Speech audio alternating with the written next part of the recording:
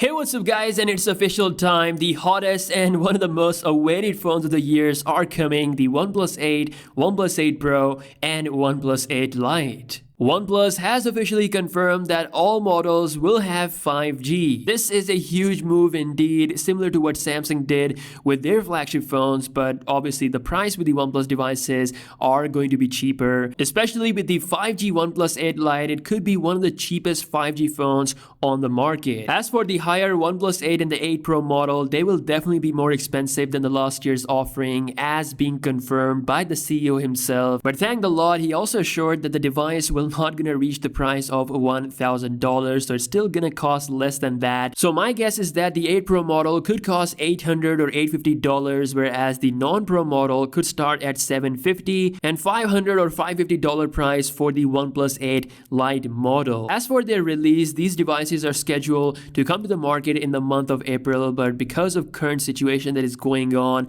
these devices might actually get delayed, so we'll see what's gonna happen regarding that. In case you don't know about the specification, here's everything you need to know. The most amazing thing about the OnePlus 8 series is that 90Hz refresh rate is the default level, and with the higher OnePlus 8 and the Pro model, you can get the exclusive 120Hz refresh rate. According to some alleged live leaks, the software will allow you to switch between 120Hz, 90Hz, and 60Hz mode in order to get more battery. When it comes to real life, I've actually not seen much difference between a 90Hz panel versus 120Hz. The difference is much more noticeable from 60 to 120Hz, so 90 is still a very sweet spot for good battery life, and at the same time having that sweet refresh rate goodness. Now the Lite model is coming at full HD plus resolution with 90Hz refresh rate. It's gonna have 4000 mAh battery. According to the image leaked by OnLeaks, it showed a dual camera setup on the back, so it could be a wide and ultra wide angle lens in addition to a time of flight sensor. As for the OnePlus 8 and 8 Pro model, these devices are similar. They have a bigger display than the 8 Lite model, coming at 6.65 inches. Of course, AMOLED displays with up to 120Hz refresh rate supported. The overall look of these phones will be similar to the OnePlus 7 series from last year, but the major difference will be the elimination of the pop-up camera. The reason why OnePlus did that is because of the IP68 waterproofing. Yes, this time around we could finally see IP68 certification for water and